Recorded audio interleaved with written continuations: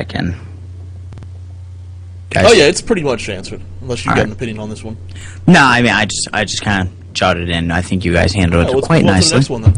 I have a quick email that I just got, and I want to answer it because it's a body type email, and I enjoy the body type emails. If you guys remember from I think our first show, we had a discussion about the penis bump things, where it's not a real skin disorder. It's just a minor skin disorder. We have like the little white bumps on the shaft of your member. But we're gonna move on here to Feminon writes, "Dear Dr. 8-Bit Love, I have self-confidence issues about my body image. It's not because of weight or anything like that. It's because I have inverted nipples. Here's the wiki link. Jason, you mind if I post the wiki link here? You go ahead and post it. It's not going to show up on the stream. Alright, cool.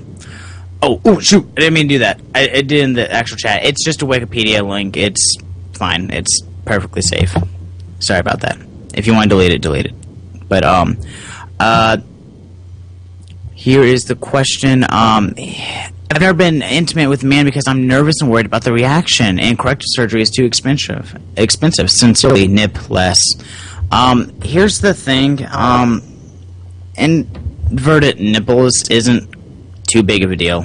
I mean, I can see where you would be, self-conscious. I mean, you would see, porn or other girls on the internet and things like that. Ooh, they have perfect nipples, or their body's great and whatnot. But to be honest, I mean, like I said, it's not going to matter too much. I mean, unless you're going with a guy or girl, if you're a lesbian, for just their body, it's not going to matter. Like I said, it's like I said about the whole penis bump thing. It's all about the self-confidence issue. You just gotta go in there and be like, I am me. You gotta love yourself, and and not worry about it. It's not a bad thing. It's not ugly. It's your body. It's whatever. Thoughts on inverted nipples? I think the way Mickey said is pretty much it. It's really that issue itself is not that huge. I mean, some issues as far as body image might be a little more concerning, but in the end, it is just, this is me, and, if a guy doesn't like it, fuck him. If he does, well, there you go. I don't even think it looks weird. Maybe that's just me. To me, it doesn't really look weird at all. I mean, I'm comparing my nipples here, and my nipples are like the size of saucer plates. Like, I kid you not. I'm just kidding. But it's not a big deal. So, nip less. Don't worry about it. And you know what? Maybe if you really want to just fix it, get pregnant, have a kid, and have him suckle on a nipple for 7 months, and eventually it'll pop out. Or find a guy that's into that kind of stuff. Like me. Call me. Even then, that's not really that big an issue. I mean, for the most part, nipples can be quite a different shapes and versions and things. It's honestly there's such variety in it that I doubt anyone would see much difference in what you have. J-Dies on the chat actually brings up a good point. You're an innie instead of an outie. I mean, that's it. It's just like belly buttons. There we go. And the whole chat agrees you look fine. So here we go. Nipless, come on down to Lorecat's stream. You'll find a lot of love here. Moving on to the next question. Girl I like might be a lesbian. This is from Johnny No Name. There's currently a girl I've developed an interest for. While I want to ask her out recently, I've come to believe that she might possibly be a lesbian. I'm not 100% sure about this, yet I'm nervous to be shot down due to gender preference. What should I do, Dr. 8-Bit Love? I mean, yeah, I mean, it comes down to confidence, man. No, seriously. Being shot down due to gender preference, that's like the easiest one to get out of. At least for self-confidence, because hey, I'm not the right gender. Done. I agree. Not because I was ugly or a bad person. Just ask her sexual orientation. Or you don't have to be like, "Hey, are you a lesbian?" Just say it like that, What you do is you hold up two pictures of a vagina and a penis, and you go, "Would you prefer picture A or picture B?" Like an eye exam. Can't Does it look better, number 1 or number 2? But Here's the thing. I agree with Torov, though. I mean, ask her out. I mean, seriously, the worst that she can do is shoot you down for sexual preference. Who cares? Then what you do to that is go, baby, I bet I could convert you over to the penis side of the Force. I don't know. Then you just come over as a really lecherous creep. You have to make the Star Wars reference, by the way, or else it won't work. The penis side of the Force.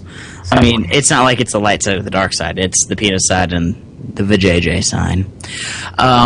Guys, you gotta have confidence. It comes down to it. Don't worry about it. You gotta just go in for the kill. Don't worry about whether she likes dicks or vaginas or ducks, or if your body type isn't too it's too big or too little, or you have a bumpy penis or inverted nipples. It comes down to confidence. You have the confidence, she's gonna dig you, or he, and if not, then they're not worth it. Confidence is the sexiest feature you can have. If you have that, then almost everything else gets kind of smoothed out. Mickey, I think 99% of these questions are answered by you gotta have confidence, but it's true is the thing. Confidence is what makes relationships. And I could go on about confidence all day. I'm like on Yu-Gi-Oh! The Abridged Series. Taya is friendship. Mickey is confidence. You know what we should do, Mickey, is we should get your brother on here, and we should actually have him discuss different ways of boosting your self-esteem and getting your confidence out there. Actually, we could have him on next week. He really wants to jump into the stream. So next week, my brother, who is a personal trainer and a nutritionist, he would love was to. Nutritionist like an officially recognized title, or was it dietitian?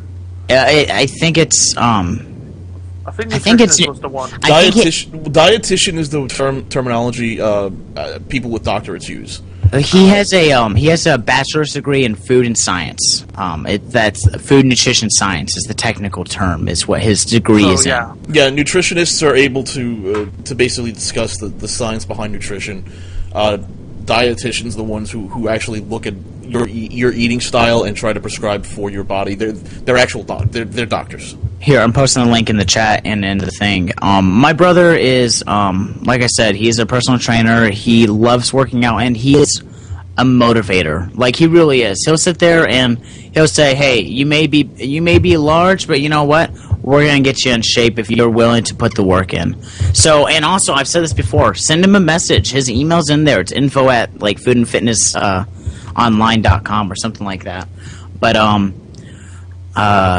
send him an email. He does do personal training over Skype, where you turn on the webcams and he'll work your ass to a sweat. And really, that sounds helpful. He'll work out with you, and he'll put together a diet plan for you, so you can actually eat things. And when I say diet plan, he doesn't sit there and go, for breakfast you can only have fruit and a slice of cornmeal or something like that. He'll actually say, all right, you're on the go, you don't have much time, here's what you can get at Starbucks and still be eating healthy. And he'll put together all the calories, all the things that you'll want, and he'll help you out. And he won't call you up. He's a busy guy. He has clients of his own. So send him an email. Tell him that Mickey sent you, and I think he'll give you a free session. We'll talk more about that next week, though. We're getting a lot of quacks. Stop the quacking. Guys, we're kind of running in through. I'm going to bring in one more question, and we're going to move on to the closer, and because I think we've been going on for about an hour now. Yeah, so what's the next question? All right, give me a second. Let me just go through real quick and pick out a good one.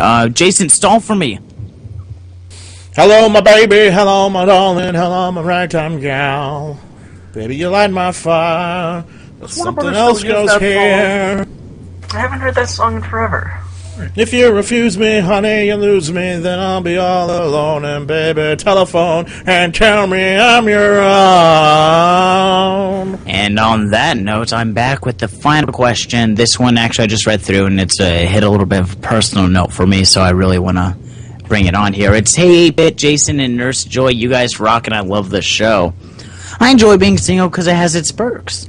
I could look at a woman and not be guilty about just checking them out, not worry about having to satisfy another woman. I can be myself and not really have to put up a front to impress women around me. However, while it is great to be single, it also sucks that I sometimes suffer from loneliness. I know that feeling of having someone next to me at night, or knowing that someone loves you for who you are with no strings attached, it's incredible. My question is, how do you guys, is how do I combat that feeling of loneliness besides hanging out with friends? Guy, I'm gonna call him Guy because that's actual real name, and that's a fake name I'm giving him today. Loneliness sucks. I know I'm lonely. I'm out of a relationship. It's not recent I'm out of a relationship, but I know I sleep better with a girl next to me sleeping. I miss having the unconditional love and things like that. And we all do. It sucks to be single, but it's also great at the same time. You just gotta be happy. You're gonna hit those spurts of loneliness. Go on dates. That's about it. Be confident with yourself. Besides just hanging out with friends, loneliness is being alone. Hang out with friends. Go on dates. Be confident. Yeah, no, I'm not going to say that. Jason, thoughts?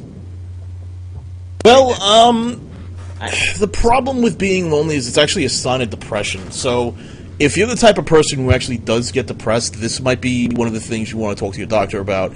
However, if it's not, then what you probably should be doing is distracting yourself with other things to do. And, for example, maybe you hate to sort of tell people this, but maybe get lost in your work. That's one of the ways you can sort of take your mind off of things. Basically, do anything you can to take your mind off things. Occupational therapy, basically.